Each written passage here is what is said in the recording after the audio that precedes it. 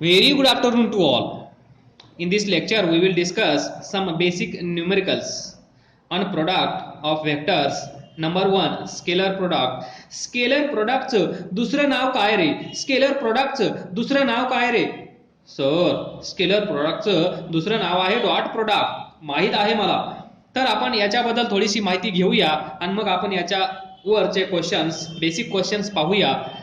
तर dot product of two vector is scalar. आपण एक वेक्टर हा कन्सिडर करू, दुसरा वेक्टर हा कन्सिडर करू. या वेक्टरचा आणि या वेक्टरचा, याचं नाव वेक्टर का, आता हे तुम्हाला कळत असेल. याचं नाव वेक्टर का हे पण तुम्हाला कळत असेल. So vector A and vector B या दोघांचा डॉट प्रोडक्ट म्हणजेच स्केलर प्रोडक्ट काय असतो? Vector A dot vector B is equal to magnitude of vector A into magnitude of vector b into cosine of angle, that is cos theta. Diagram पहा. Vector A, vector B, so theta. Theta is angle between vector A and vector B. दोन vector मधला angle. Concept angle between two vectors. Vector A चा tail, vector बी चा tail ज्या ठिकाणी एकत्र येतात तिथे तयार होतो अँगल थीटा आणि यालाच आपण म्हणत असतो अँगल बिटवीन टू वेक्टर. तर कदाचित तुम्ही फ्युचर मध्ये असं कन्फ्यूज व्हाल. तर पहा, हा वेक्टर ए असेल, हा वेक्टर बी असेल, तर हा अँगल बिटवीन टू वेक्टर नसेल. तर एका वेक्टरचा टेल आहे, दुसऱ्या वेक्टरचा हेड इथे आहे. सो एक टेल आहे, दुसरा हेड आहे. लक्षात आलं का? एक टेल दुसरा हेड, एक टेल दुसरा हेड. तर इथे अँगल जो तयार होत आहे तो अँगल वेक्टर ए आणि वेक्टर बी मधला नाहीये. तर मग काय करणार? याला पॅरलली तुम्ही शिफ्ट करणार. असं शिफ्ट करणार की या वेक्टरचा आणि या वेक्टरचा टेल एकत्र आले पाहिजेत, जसं इथे दाखवलं आहे तसं. तो अँगल म्हणजे हा angle. So this is the basic definition of dot product. कोणता product? Dot product. Dot product. मग याला तुम्ही असंही लिहू शकता, जर याचं मॅग्निट्यूड आपण ए कन्सिडर केलं, याचं मॅग्निट्यूड बी कन्सिडर केलं आणि कॉस थीटा. इथून तुम्ही अँगल इथे पहा, डॉट प्रोडक्ट घेतला आपण, स्केलर प्रोडक्ट आपण इथे घेतला. आपल्याला जर थीटा काढायची वेळ आली, सो टू फाइंड थीटा काय करणार तुम्ही? Cos theta is equal to vector A dot vector B divided by vector A चं मॅग्निट्यूड, वेक्टर बी चं मॅग्निट्यूड. आणि याला तुम्ही असंही लिहिता, vector A dot vector B, याचं मॅग्निट्यूड ए, याचं magnitude B. So cos theta is angle between two vectors. आणि तो आपण कसा फाइंड करतो हे तुम्हाला माहित आहे. जर आपण वेक्टर ए असा कन्सिडर केला, A X I cap, A Y J cap, A Z K cap आणि vector B B X I cap, B Y J cap, B Z K cap. Vector A आणि vector बी हे दोन vector असतील तर यांचा dot product किती येतो हे पण आपण पाहिलं आहे. किती येतो? फक्त आय चे प्रोडक्ट घ्यायचा, जे जे जे जे, के के के के क्रॉस प्रोडक्ट घ्यायचाच नाही. याला याच्यासोबत घ्यायचाच नाही, कारण आय इंटू जे 0 होतो, पण आय इंटू आय 1 होतो. आय डॉट आय 1 असतं हे आपल्याला माहित आहे. So A x bx plus ay by plus az bz. जर तुमच्याकडे असे दोन वेक्टर असतील, असा एक वेक्टर असेल तर या दोघांचा डॉट प्रोडक्ट तुम्ही असा घ्याल, याने याला किंवा याने याला किंवा याने याला डॉट प्रोडक्ट घेण्याची गरज नाही, कारण त्यांचं तुम्हाला माहित आहे I cap dot I cap, J cap dot J cap, K cap dot K cap is equal to 1. I dot J dot K dot I is equal to 0. So हे आपण पाहिलं आहे. जर लक्षात येत असेल तुमच्या तर याचाच यूज करून आपण हे लिहिलं आहे. सो कॉस थिटा कसा भेटेल मग तुम्हाला? Cos theta is equal to ax bx plus ay by plus az bz divided by पहिल्या वेक्टरचं मॅग्निट्यूड इंटू दुसऱ्या वेक्टरचं मॅग्निट्यूड. सिंपल भागाकार करा, गुणाकार करा, तुम्हाला अँगल भेटेल. या दोन वेक्टर मधला अँगल वेक्टर ए आणि वेक्टर बी या दोघांमधला अँगल थीटा भेटेल. त्यानंतर आपण पाहिलं जर थीटा 0 असेल तर काय होईल, थीटा 90 असेल तर काय होईल, थीटा 180 असेल तर काय होईल. या तीन स्पेशल केसेस लक्षात ठेवायच्या आहेत. सो तुम्हाला माहित आहे vector A dot vector B is equal to A B cos theta. So इथे लिहून ठेवतो मी vector A dot vector B या केसमध्ये काय येईल, या केसमध्ये काय येईल, या केसमध्ये काय येईल, is equal to A B cos theta. So cos 0 असल्यामुळे इथे येईल simple A B dot product of two vector is A B if angle is 0. म्हणजे ते दोन वेक्टर कसे असतील, पॅरलल. आलं लक्षात? असे असतील वेक्टर ए आणि हा असेल वेक्टर बी. जर त्या दोन वेक्टर मधला अँगल 90 असेल तर काय होईल, cos 90 0. So this is 0. मग हे दोन वेक्टर कसे असतील, वेक्टर ए असा असेल, वेक्टर बी असा असेल. दोन वेक्टर मधला अँगल 90. थर्ड, दोन वेक्टर मधला अँगल 180. 180 म्हणजे cos 180. सो cos 180, cos 180 ची व्हॅल्यू किती असते, -1. So vector A into vector B is equal to -ab. म्हणजेच anti parallel.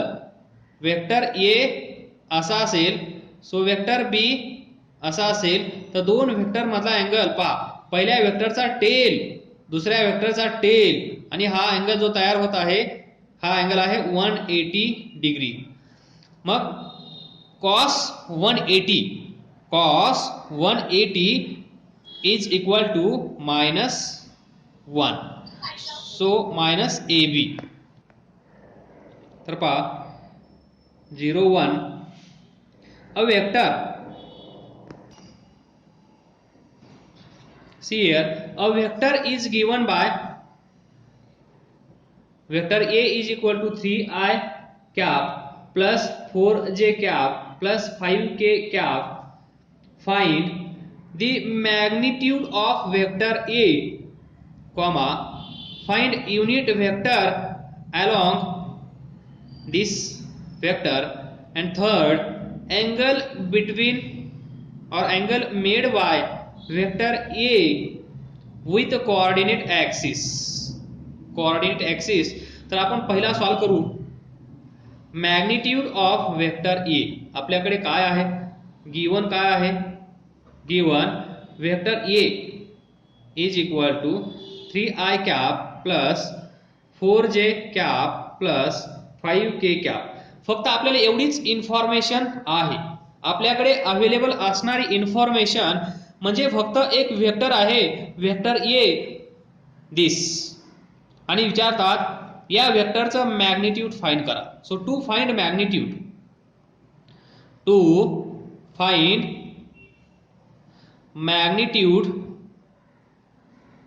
Of vector A. या वेक्टरचं मॅग्निट्यूड फाइंड करायचं असेल तर आपण डिस्कस केला आहे x axis, Y axis, Z axis. इकडे असेल आय कॅप, इथे असेल जे कॅप, इथे असेल के कॅप. एक्स आणि वाय मधला अँगल तुम्हाला माहित असतो 90, वाय आणि झेड मधला अँगल तुम्हाला माहित असतो 90, एक्स आणि झेड मधला अँगल तुम्हाला माहित असतो 90. मग त्याचप्रमाणे आय आणि जे मधला अँगल 90 असेल, जे आणि के मधला अँगल 90 असेल, आय आणि के मधला अँगल 90 असेल, इथे 90, इथे 90, इथे 90.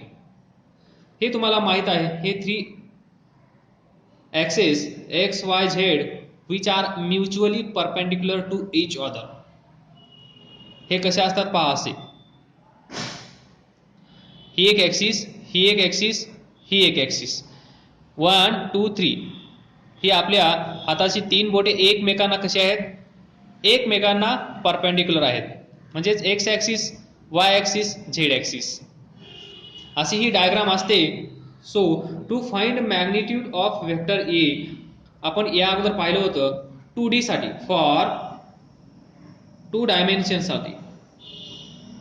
Vector R is equal to R X I cap R Y J cap. याचं मॅग्निट्यूड आपण कसं फाइंड करतो, वेक्टर आर याचं मॅग्निट्यूड आपण कसं फाइंड करतो, R X square plus R Y square plus 2rx R Y cos theta लिहिण्याची गरज नाही, कारण हे दोन एकमेकांना परपेंडिक्युलर आहेत आणि परपेंडिक्युलर म्हणजेच थीटा 90. थीटा 90 असेल तर कॉस 90 0.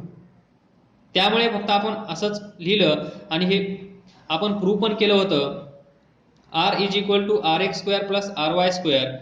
सो त्यानंतर वेक्टर आर असा असेल R X I cap R Y J cap R Z K cap 3 dimensional म्हणजे असं. 2 डायमेन्शनल म्हणजे फक्त एक्स आणि वाय ऍक्सिस.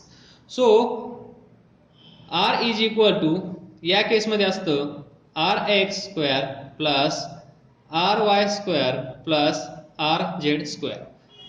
हे तुम्हाला माहित असणं गरजेचं आहे, हे तुम्हाला माहित असणं गरजेचं आहे. हे ज्यांना माहित त्यांच्यासाठी हा प्रॉब्लेम काहीच नाही. So to find magnitude of vector A 2 dimensional साठी हा फॉर्म्युला आहे, 3 डायमेन्शनल साठी हा फॉर्म्युला आहे. सो दिस इज वेक्टर आणि असाच वेक्टर तुमच्या समोर आहे पहा. जसं इथे आहे तसंच त्यांनी दिलं आहे. म्हणजे याचं मॅग्निट्यूड आपण असं फाइंड करतो, तर याचं कसं करणार. So A is equal to R is equal to, तुम्ही याला असंही लिहू शकता, magnitude of vector A is equal to या आय कॅपचा कोएफिशियंट 3 त्याचा स्क्वेअर. इथे काय केलं पहा, आय कॅपचा आर एक्स, जे कॅपचा आर वाय, के कॅपचा आर झेड, याचा कोएफिशियंट आर एक्स त्याचा स्क्वेअर, याचा कोएफिशियंट आर वाय त्याचा स्क्वेअर, के कॅपचा कोएफिशियंट आर झेड त्याचा स्क्वेअर. सो सिम्पली कोएफिशियंट आपण घेत आहोत. सो आय कॅपचा 3, त्यानंतर जे कॅपचा 4 त्याचा स्क्वेअर, के कॅपचा 5 त्याचा square. So R is equal to A is equal to 9 plus 16 plus 25. So 25 plus 25, so √50. आणि यालाच तुम्ही असं लिहू शकता 25 इंटू 2, मग 25चं स्क्वेअर रूट 5 आणि हे √2 असंच असेल. This is magnitude of vector A. So vector एचं मॅग्निट्यूड किंवा A is equal to 5√2. So अशा प्रकारे मॅग्निट्यूड आपल्याला फाइंड करायचं असतं. हे तुम्ही आज शिकले आहात. सो पुढे काय विचारलं आहे, unit vector along vector A. So to find unit vector, आता युनिट वेक्टर तर सर्वांनाच फाइंड करता येतो, युनिट वेक्टर तर सर्वांनाच फाइंड करता येतो. This is Y axis, this is X axis, this is Z axis, Y axis, X axis. I cap, J cap, K cap. I cap is unit vector along x axis, j cap is unit vector along y axis, k cap is unit vector along z axis. आणि हे तुम्हाला माहित आहे. I cap कसा find करतो आपण, vector x divided by या वेक्टरचं magnitude, vector divided by its magnitude. So j cap is equal to, j cap कुठे आहे, along y axis. So vector y divided by त्याचं मॅग्निट्यूड. त्यानंतर के कॅप म्हणजे along this axis, unit vector along Z axis म्हणजेच vector Z, आणि या वेक्टरचं magnitude vector Z. आता तुम्ही मॅग्निट्यूड फाइंड करायला शिकले आहात, आत्ताच तुम्ही मॅग्निट्यूड फाइंड केला आहे. Vector divided by magnitude, vector divided by magnitude, vector divided by magnitude, त्याला आपण म्हणतो युनिट वेक्टर. बरोबर, unit vector. So unit vector आपल्याला इथे फाइंड करायचा आहे. कुणाचा, this is vector 3i cap, 4j cap, 5k cap हे आहे given. So to find unit vector कसा असतो, ए कॅप पाहिलं ना, I cap, J cap, K cap हे काय आहेत, युनिट वेक्टर. मग याचा युनिट वेक्टर फाइंड करण्यासाठी काय लिहावं लागेल, ए कॅप. मग जसं आपण इथे लिहिलं तसंच काय करावं लागेल, इथे वेक्टर ए डिवाइडेड बाय त्याच वेक्टरचं मॅग्निट्यूड, आणि अशा प्रकारे आपण युनिट वेक्टर फाइंड करत असतो. सो वेक्टर ए तुम्हाला माहित आहे. वेक्टर ए काय आहे, this. So 3i cap, 4j cap, 5k cap divided by याचं मॅग्निट्यूड. याचं मॅग्निट्यूड आत्ताच आपण फाइंड केलं होतं, किती होतं, 5√2. याच प्रॉब्लेमचं फर्स्ट सोल्युशन काय होतं, फाइंड मॅग्निट्यूड. मग तीच व्हॅल्यू इथे ठेवायची, vector A. And this is the unit vector, this is the unit vector. A cap is equal to 3i cap, 4j cap, 5k cap divided by 5√2. This is unit vector along vector A. हा जो vector आहे याच direction मध्ये याचा unit vector असेल, आणि तो किती आहे, this is the unit vector along vector A. This is the unit vector along vector A. आता थर्ड काय विचारलं आहे, angles made by vector A with coordinate axis. तर पहा, आपल्याकडे कोऑर्डिनेट ॲक्सिस वेक्टर असा दिला आहे, X axis, Y axis, Z axis, तिन्ही ॲक्सिस अवेलेबल आहेत. म्हणजे डायग्राम कशी असली पाहिजे, एक्स, वाय, झेड. मग हा वेक्टर पाहतापर्यंत आपण वेक्टर ए असं लिहित होतो, वेक्टर पी असं लिहित होतो, वेक्टर आर असा ड्रॉ करत होतो. तर या तिघांचा हा जो आहे हा वेक्टर एक्स वाय झेड, हा वेक्टर ए इथे कुठेतरी असेल, इथे कुठेतरी असेल. तर पहा, मी तुम्हाला इमॅजिन करून देतो. ही एक्स ॲक्सिस, ही वाय ॲक्सिस आणि ही Z axis. X axis, Y axis, Z axis या तिन्ही ॲक्सिस एकमेकांना परपेंडिक्युलर आहेत. पहा, इथे अँगल 90, या दोन ॲक्सिस मध्ये अँगल 90, या दोन ॲक्सिस मध्ये अँगल 90 याला म्हणतो आपण mutually perpendicular to each other. तिन्ही ऍक्सिस एकमेकांना परपेंडिक्युलर आहेत. तिन्ही ऍक्सिस एकमेकांना परपेंडिक्युलर आहेत म्हणजे तिन्ही ऍक्सिस मध्ये एकमेकांच्या मध्ये कुठल्याही दोन ऍक्सिस मध्ये अँगल 90 आहे म्हणजेच परपेंडिक्युलर आहेत. म्हणजेच इथे एक्स वाय दाखवला आहे एक्स वाय असं. तर हा जो वेक्टर आहे वेक्टर ए, हा वेक्टर ए कुठेतरी इथे असेल. समजा हा वेक्टर ए आहे, माहित नाही आपल्याला कुठे आहे तो, असा आहे. तर या वेक्टरचा एक्स ऍक्सिस सोबतचा अँगल, या वेक्टरचा वाय ऍक्सिस सोबतचा अँगल, सॉरी वाय ऍक्सिस ही आहे, वाय ऍक्सिस सोबत अँगल, या वेक्टरचा झेड ऍक्सिस सोबतचा अँगल.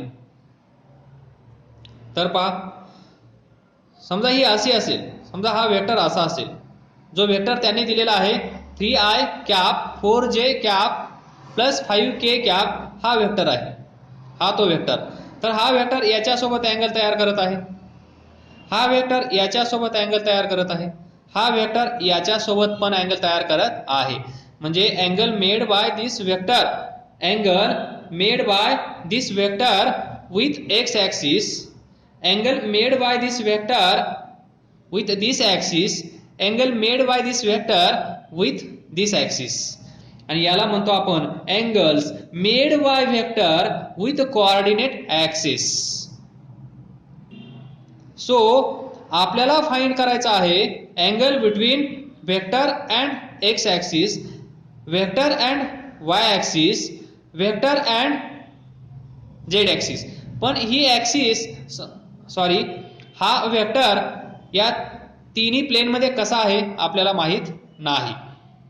पण या तिघांसोबत काही ना काही अँगल असेल. तो अँगल आपण इथे इमॅजिन करण्याचा प्रयत्न केला, तो अँगल आपण फाइंड करूया. तेच विचारलं आहे त्यांनी, angle made by vector A with coordinate axis. So आपण फाइंड करण्याचा प्रयत्न करूया. त्यालाच काय म्हणतात हे पण लक्षात ठेवा. इन शॉर्ट त्याला म्हणतात डायरेक्शन कोसाइन्स. काय म्हणतात? Direction cosine, direction cosine. Let alpha beta gamma alpha is angle made by vector A with x axis, beta is angle made by vector A with y axis, gamma is angle made by vector A with z axis. तर आपल्याला alpha beta gamma find करायचा आहे. सो याचे फॉर्म्युले fix आहेत. So cos alpha is equal to, याला आपण डायरेक्शन कोसाइन्स म्हणत असतो. So cos alpha is equal to ax upon vector A चं मॅग्निट्यूड. किती सिंपल आहे पहा. ax is what? So cos alpha is equal to ax. समजा आता हा असेल x ऍक्सिस आणि हा असेल वेक्टर a, तर हा अँगल अल्फा. मग हा अँगल कसा फाइंड करायचा? तर हा angle cos alpha is equal to ax divided by magnitude of this vector, या वेक्टरचं magnitude. This is X axis. मग वेक्टर तुम्हाला माहित आहे, वेक्टर काय आहे? 3i cap 4j cap 5k cap. This is vector A. Vector A is equal to आपण असं लिहू शकतो ax i cap ay j cap az k cap.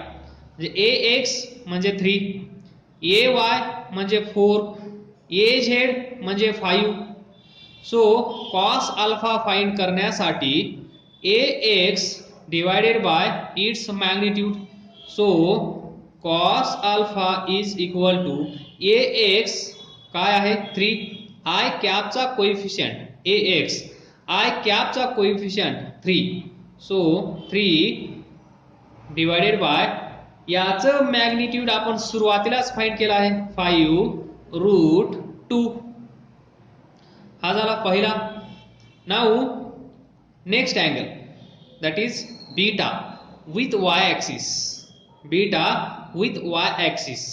So cos beta is equal to y axis म्हणल्यानंतर j captcha coefficient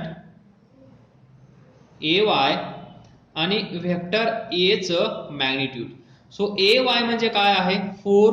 so 4 divided by याचं magnitude काय आहे 5√2. Simple. हा vector standard वेक्टरचं representation हे तुम्हाला असं लक्षात ठेवावं लागतं. असं आपल्याला माहित असतं असा वेक्टर दिला म्हणजे याच्या जागेवर हा आला, याच्या जागेवर हा आला, याच्या जागेवर हा आला, हे फॉर्म्युले फिक्स आहेत, हे चेंज होणार नाहीयेत. फक्त चेंज काय होईल ए च्या ठिकाणी दुसरं ABCD मधलं कुठलं तरी लेटर येईल, बाकी चेंज होणार नाही.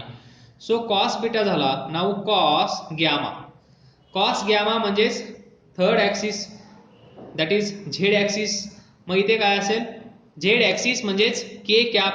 सो के कॅपचा कोएफिशियंट AZ आणि हा जो वेक्टर आहे हा टोटल वेक्टर A त्याचं मॅग्निट्यूड, वेक्टर A चं मॅग्निट्यूड. सो AZ ची जागा कोणी घेतली आहे 5.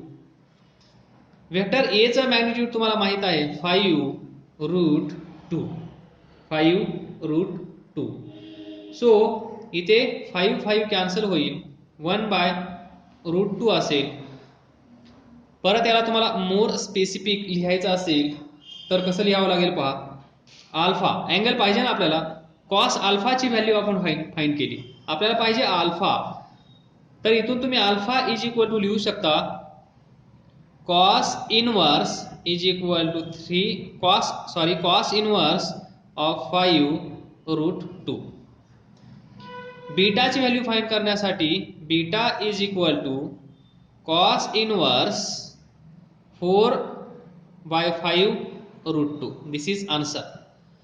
Gamma is equal to cos inverse, इकडचा कॉस इकडे गेल्यानंतर इनवर्स होतो, हे तुम्हाला मॅथमॅटिक्स मध्ये अजून आयडिया येऊन जाईल. So cos inverse 1/√2. सो 1/√2 म्हणजेच असतं π/4. π/4 म्हणजेच 45 डिग्री. हे झालं रेडियन मध्ये, हे झालं डिग्री मध्ये. So this is the answer of this question. तर पहा find a unit vector in the direction of vector AB. व्यवस्थित पाहण्याचा प्रयत्न करा. आतापर्यंत तुम्ही फक्त हे ऐकलं आहे vector A, vector P, vector Q, vector B असं ऐकलं आहे, असं लिहिलं आहे, हे तुम्हाला माहित आहे.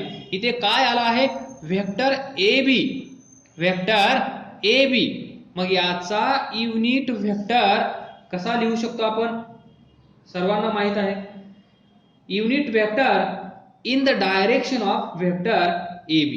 सो याचा AB कॅप म्हणजेच युनिट वेक्टर, मग vector AB divided by vector AB चं मॅग्निट्यूड. सिंपल येते ना लक्षात. I cap is equal to x vector x आणि त्याचं magnitude, vector divided by magnitude. So vector divided by magnitude. पण इथे त्यांनी वेक्टरच दिला नाही, त्यांनी आपली चेष्टा केली आहे. पण वेक्टर देण्याऐवजी त्यांनी 2 पॉइंट्स दिले आहेत. हा एक पॉइंट दिला आहे, हा एक पॉइंट दिला आहे. Coordinate x y coordinate y z x y z x y z x y z असे पॉइंट्स तुम्ही 10वी पर्यंत ऐकले असतील. पॉइंट P x, y असे 2 पॉइंट्स त्यांनी दिले आहेत. तर या 2 पॉइंटचा यूज करून आपल्याला वेक्टर ए बी अगोदर ऑब्टेन करावं लागेल. जेव्हा आपल्याला वेक्टर ए बी माहित असेल तेव्हा मग आपलं सिंपल लॉजिक यूज करून आपण प्रॉब्लेम सॉल्व्ह करू शकतो. पण आपल्याला गरज आहे ती कोणाची? वेक्टर ए बी ची.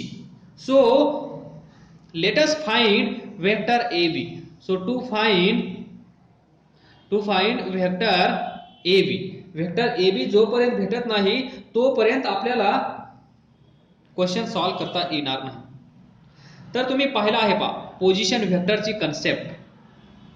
कोणती कन्सेप्ट? Position vector. काय होता तो पोझिशन वेक्टर? थोडंसं मी तुम्हाला सांगेल. ही एक्स ऍक्सिस असेल, ही वाय ऍक्सिस असेल, तर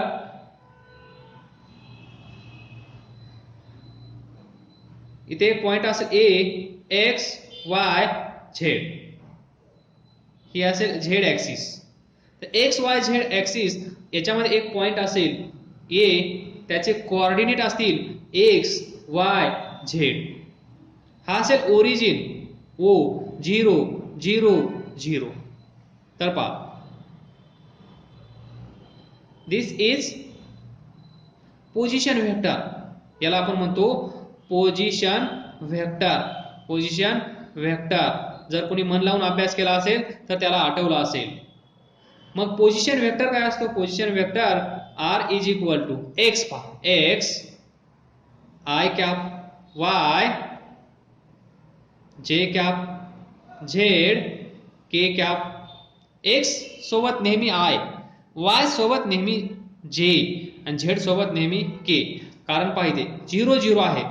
x minus 0 x, y minus 0 y minus 0 Y, Z minus 0 Z minus 0 Z. So x Y Z.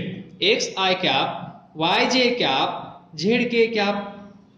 हीच कन्सेप्ट यूज करून आपल्याला पहा इथे एक वेक्टर भेटला. त्याचं नाव आहे पोझिशन वेक्टर. पण आपल्याला 2 पॉइंट्स माहित आहेत. मग आपण अगोदर याचा पोझिशन वेक्टर फाइंड करू, याचा पोझिशन वेक्टर फाइंड करू आणि दोघांपासून वेक्टर ए बी फाइंड करण्याचा प्रयत्न करू. तर पहा जसा इथे एक पॉइंट आहे असाच हा पॉइंट तुम्ही अगोदर कन्सिडर करा. बाकी टेन्शन घेण्याची गरज नाही. सिंपली पॉइंट ए म्हणजे हा पॉइंट, म्हणजे हा पॉइंट समजा 1 2 3. सो 1 2 3 किंवा तुम्हाला कन्फ्युजन होईल.